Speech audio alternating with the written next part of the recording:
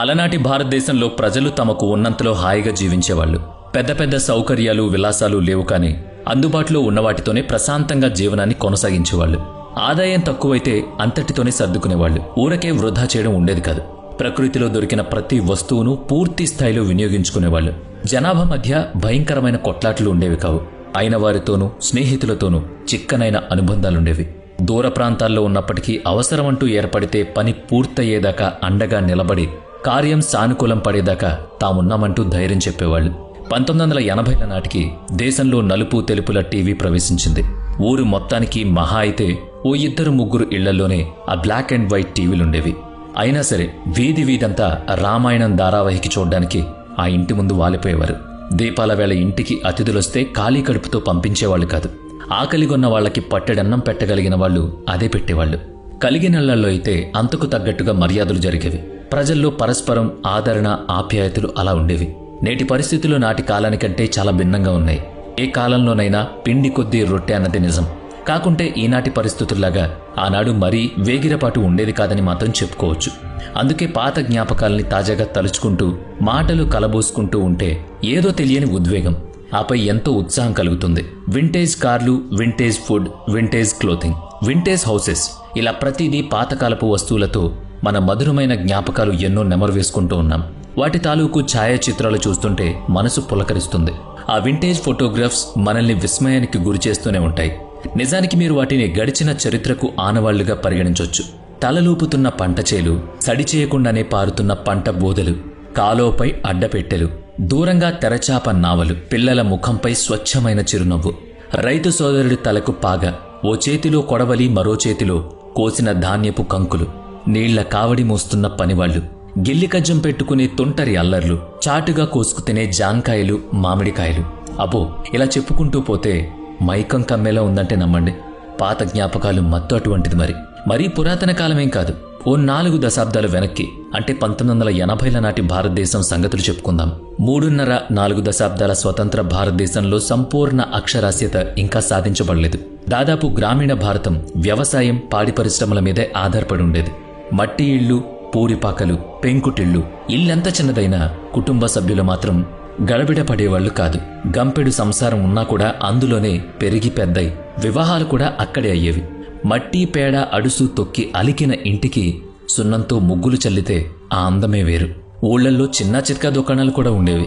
Tea దుకాణం, దర్జీ దుకాణం, cycle repairing, గిన్నెలకు మాట్లు వేయడం, కొలిమి వద్ద ఇనుప పనులు, బట్టీలో కుండలు ఇటుకలు కాల్చేవాళ్లు.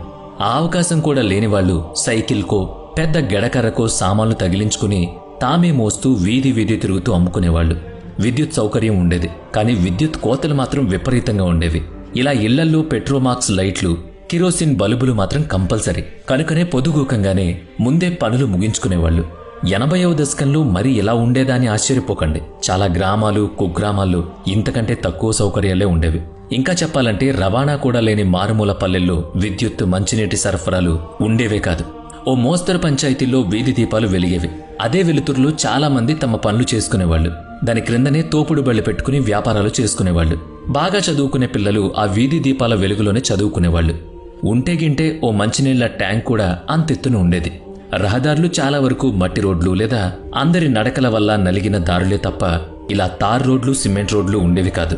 ఆ మట్టి దారులు వానాకాలంలో బురదగుంటలయ్యేవి. జారిపడ్డవాళ్లు బొంగమూతి పెడితే పాదాలకు మట్టి బూట్లు అయ్యాయని పిల్లలు తెగ ఆడుకునేవాళ్లు. ఏ కాలువగట్టు వెంటో సైకిల్ మీద వెళితే చక్రాలు మట్టి లోపలికి కూరుకుపోయి పెద్ద పెద్ద బండ్రాళ్లలా తయారయ్యాయి. రచ్చబండ వద్దనో ఊరి బొడ్రాయి వద్దనో 10 మంది చేరి కష్టసుఖాలు చెప్పుకునేవాళ్లు. ఒకరికి హాని తలపెట్టాలని తలంపి ఉండేది కాదు. తిండి తిప్పల సంగతి అంటారా, మొత్తం దేశీ వంటకాలే. స్థానికంగా లభించే ధాన్యాలు, పప్పులు, కూరగాయలే కనుక తక్కువ తిన్నా ఎక్కువ తిన్నా ఆరోగ్యం మాత్రం కంపల్సరీ. ఓ మోస్తరు అనారోగ్యానికి వంటింటి దినుసులే మందు మాకు. గ్రామాల్లోని పెద్ద మనిషో, గుడి పూజారిగాను, బడిపంతులుగాను ప్రకృతి వైద్యం చేసేవాళ్లు. వడ్లు దంచడానికి రోళ్లు, పిండి ఆడ్డానికి తిరగళ్లు, వండుకోవడానికి మట్టి కుండలు, సరుకుల నిల్వకు మట్టి ఇత్తడి పాత్రలు ఉండేవి. ఇక వంట చెరుకుగా అయితే పిడకలు, ఎండు పుల్లలు, కట్టెలు ఉండేవి. అంటే ప్రకృతి నుంచి వచ్చే వాటితోనే మన అవసరాలు తీరేవి. వృధా చేయడం అనేది దాదాపుగా ఉండేది కాదు. ఎందుకంటే ప్రతి దానికి ఆ రోజుల్లో చాలా విలువ. ఇక చర్కా తిప్పి దారం తీసి మగ్గన్నేసి బట్టలు తయారు చేసుకునేవాళ్లు. ఇంటర్నెట్ లేదు గనుక ప్రజల్లో ప్రాపంచిక విషయ పరిజ్ఞానం ఉండేది కాదు. ఎక్కడో ఢిల్లీ నగరంలో జరిగిన విషయాలు ఊళ్ళో వ్యక్తి చెప్పాడనుకోండి, ఇహ చూడండి అతను పెద్ద మేధావి, గొప్ప గౌరవం కూడా దక్కేది. ఏ మాట కామాట చెప్పుకోవాలి. మనుషులు ఒక పద్ధతిగా ఉండేవాళ్లు. కాస్త మరుగు, ఒకంత సిగ్గు, చెప్పుకునే స్థాయిలో మంచి మర్యాద పాటించడం ఉండేవి. సాధ్యమైనంత వరకు గ్రామాలు శుభ్రంగానే ఉండేవి. ఆనాటి మనుషులు మనసుల్లాగా. 1981 నాటికి దేశంలో అక్షరాస్యత శాతం 41. స్కూళ్లల్లో మాస్టారు చెప్పింది చదవడమే తప్ప వేరే మార్గం లేదు. గ్రంథాలయం, అందులో బోలెడు పుస్తకాలు ఉండే వ్యవస్థ చిన్న గ్రామాల్లో ఉండేది కాదు. ఏకోపాధ్యాయ పాఠశాలలే ఎక్కువ. అందులోనూ పైకప్పు లేని బడులకైతే చెప్పనక్కర్లేదు. వర్షాకాలంలో సెలవు లేక ఇంగ్లీష్ మాట్లాడటం నేర్పిస్తామంటూ గోడల మీద ప్రకటనలు రాసేవాళ్లు. ఇప్పుడు స్విగ్గీ, జొమాటోలు ఆహారం తెచ్చి పెడుతున్నట్టుగా అప్పట్లో ఇంటింటికి తిరిగి పాలు పోసేవారు. గేదెల్ని ఇంటికే తీసుకొచ్చి అక్కడే పాలు పితికిచ్చేవాళ్లు. తల మీద బుట్టలో కాయగూరలు పెట్టుకుని అమ్మేవాళ్లు. కరివేపాకు, కొత్తిమీర కూడా డబ్బులకు కాకుండా గిద్దెడు, సోలెడు బియ్యానికిచ్చేవాళ్లు.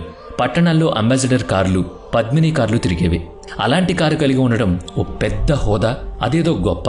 పెద్ద పెద్ద బ్రాండ్ల శీతల పానీయాల కంటే గోలీ సోడాకే యమగిరాకి. అప్పుడు చెక్కబండి మీద అమ్మే రాతి ఉప్పును కొని నిల్వ చేసుకునేవాళ్లు. నీటి సరఫరా లేని చోట చేతి పంపులు వాడుకునేవాళ్లు. దేశ విదేశాల కబుర్లు పెద్దగా తెలిసేవి కావని చెప్పుకున్నాం కదా. మరి విషయాలు ఎలా తెలుస్తాయంటే దినపత్రికల ద్వారా, రేడియోల ద్వారానే. న్యూస్ పేపర్ కూడా రాని ఊళ్ళుండేవి, కానీ రేడియో న్యూస్ వినకుండా పనికెళ్లేవాళ్లు ఉండేవాళ్లు కాదు. గ్రామీణ కుటుంబాల్లో సభ్యులందరూ ఏదో ఒక పని చేసుకునేవాళ్లు. ఇంట్లో ఉండే ఆడవాళ్లు సైతం కుట్లు, అల్లికలు వంటివి చేసేవాళ్లు. చెప్పులు కుట్టినా, బండి తోసినా, పొలం దున్నినా, నీళ్లు మోసినా నామోషి మాత్రం ఉండేది కాదు. హోదాలో, ఆదాయంలో తేడాలుండేవి తప్పితే చేసే పని పట్ల చిన్నచూపు మాత్రం ఉండేది కాదు. ఇక రాజకీయాలంటారా, ఎన్నికల వేళలో గొప్ప కోలాహలంగా ఉండేది. ఇక 1975 నాటి ఎమర్జెన్సీతో ఇందిరాగాంధీ పదవి కోల్పోవడం, కాంగ్రెసేతర ప్రభుత్వంలో మొరార్జీ దేశాయ్ ప్రధాని కావడం ప్రజల్లో రాజకీయాల పరంగా ఓ ఆలోచన మార్పును కలిగింపజేశాయి. అయినా పార్టీలో కలకలులకలు తప్పవు కదా. అధికార మార్పిడిని ప్రజలు కోరుకున్న స్థిరమైన ప్రభుత్వాన్ని ఏర్పాటు చేయడంలో నాయకులకు నిబద్ధత కరువైంది. ఆ ప్రభావం నిత్యావసర వస్తువుల ధరలను ఆకాశానికి చేరేలా చేసింది. సాధారణ ఉప్పు, పప్పు, కూరగాయలు బాగా ఫిరుమయ్యాయి. 1980లలో 10 గ్రాముల బంగారం 1330 రూపాయలుండగా 1980 నాటికి 1800 రూపాయలైంది. ఇక కిలో వెండి ధర అంటారా, అందుబాటులోనే ఉండేది. లీటర్ పెట్రోల్ ధర 8 రూపాయలు. బహుదూరం అయితే తప్ప ప్రజలు ప్రభుత్వ రవాణాన్ని ఎంచుకునేవాళ్లు. స్థానికంగా సైకిళ్లనే ఉపయోగించేవారు. ఇక కాలినడకన పోగలిగే దూరాలకైతే నడుచుకుంటూ వెళ్లేవాళ్లు. కనుకనే రోజుకు 2000 పెట్రోల్ అమ్ముడైతే గొప్పగా ఉండేది అప్పటి బంకుల్లో. రాజకీయాలను పక్కన పెడితే రోజువారీ ఆహారంలో భాగమైన ధాన్యాల ధరలు ఈనాటి ధరలతో పోలిస్తే చాలా చాలా తక్కువ. 1980వ దశకంలో లీటరు పాలు 8 రూపాయలు, కిలో బియ్యం 1 రూపాయి, కిలో పెసలు 2 రూపాయలు, క్వింటాళ్ల గోధుమలు 142 రూపాయలు, పంచదార కిలో 5 రూపాయలు. ఈ ధరలు ఇప్పటికి తక్కువ కావచ్చు, కానీ అప్పుడు అవి చాలా ఎక్కువ. వాటిని కూడా కొనుగోలు చేయలేక రోజుకు 2 పూటలా తినలేని వాళ్ళు కూడా చాలా మంది ఉండేవాళ్లు. సగటు రోజుకు 100 లేదా 200 రూపాయలు సంపాదించగలిగిన సామాన్యుడి కుటుంబం పోషణకు ఆ మాత్రం ఆదాయాన్ని సరిపెట్టుకునేవాళ్లు. ఇక సినిమాల వంటి వినోద రంగంలో ఇప్పటి ట్రెండ్స్ ఎలా ఉన్నాయో మీకు తెలుసు. Heavy makeup, heavy costume, heavy jewellery, విదేశీ లొకేషన్స్, అతి భారీ ఖర్చులు, అందుకు తగ్గట్టే టికెట్ ధరలు, ఇవన్నీ మనకు అనుభవమే. 1980లలో కూడా మేకప్ ఉండేది, కానీ మరీ అంత ఎక్కువ కాదు. తక్కువ మెరుగులతోనే ఆకర్షణీయంగా తయారయ్యేవాళ్లు. ఆ కాలపు సినిమా ఫంక్షన్లు కూడా ఎంతో ఆర్భాటరహితంగా ఉండేవి. ఎంతో కొంత మోడర్న్ దుస్తుల్లో, పాశ్చాత్య ధోరణిలో తెరపై నటించిన వారు కొందరున్నారు. ఆనాటి నటీనటుల్లో దేశీయంగానూ అంతర్జాతీయంగానూ పేరు ప్రఖ్యాతులు సంపాదించుకున్న వాళ్ళు ఉన్నారు. మనం ఒక విషయం తప్పక గుర్తు చేసుకుని తీరాలి. అంతర్జాతీయంగా భారత స్వతంత్రతను ఎవ్వరూ ప్రశ్నించజాలరని చాటి చెప్పిన ఘనత ఇందిరాగాంధీ హయాంలో జరిగింది. 1971 బంగ్లాదేశ్ విమోచన యుద్ధంలో భారతదేశం అందించిన చొరవను ఇప్పుడు ఆ దేశం మర్చిపోయిందేమో, కానీ చరిత్రను ఏమార్చడం కుదరదు కదా. రెఫ్యూజీలుగా బంగ్లా విడిచి భారత్లో ప్రవేశించిన లక్షల మంది పశ్చిమ బెంగాల్, ఒరిస్సా, అస్సాం తదితర సరిహద్దు రాష్ట్రాల్లో తలదాచుకుంటే అందరికీ నీడనిచ్చింది మన భారతదేశం. దాదాపుగా 93,000 మంది పాక్ సైనికుల్ని బంధించి పాకిస్తాన్ను ఓడించి యుద్ధ విరమణ చేయించిన ఘనత నాటి ప్రధాని ఇందిరకు దక్కుతుంది. ఎంతో చురుగ్గా, కీలకంగా విధులు నిర్వహిస్తున్న ఆనాటి మన భారత సైనికుల పాటవానికి జోహార్లు చెప్పాలి.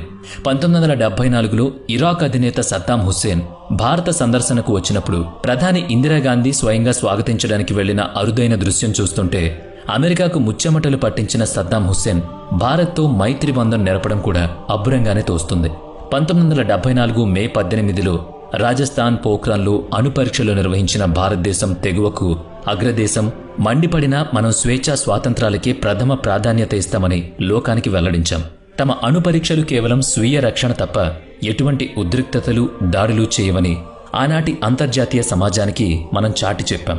1980లలో భారతదేశం మూడో ప్రపంచ దేశాల స్థాయి నుంచి అభివృద్ధి చెందుతున్న దేశాల స్థాయికి ఎదిగే ప్రయత్నాలు ప్రారంభించి నేడు విశ్వగురు స్థాయికి చేరుకునే దిశగా పయనిస్తోంది. బహుశా 1970లు, 1980లలో జన్మించిన వారికి ఆనాటి భారతదేశం, ఈనాటి భారతదేశం సామాజికంగా, రాజకీయంగా, ఆర్థికంగా, వైజ్ఞానికంగా సంపాదించుకున్న క్రమానుగత మార్పులు, పరిణామాలు, మిశ్రమ ఫలితాల గురించి సావకాశంగా గమనించగలిగే అవకాశం ఉంటుంది. నాటి భారతానికి, ఈనాటి భారతానికి అభివృద్ధి సూచికలు మారుండొచ్చు. దేశాభివృద్ధి మాత్రం ఓ నిరంతర ప్రక్రియ. ఆనాటి వారు ఈ మార్పుల్ని గమనించే ఉంటారు. భారతదేశ వికాస చరిత్రను అవలోకించడానికి 1980ల నుంచి ఉన్నవారంతా సజీవ సాక్షులే. మన ఛానల్ మిత్రుల్లో ఉన్న ఆ అన్ని తరాల వారిని, ఆ విశేషాలను మనందరితో పంచుకోమని ఆహ్వానిద్దాం.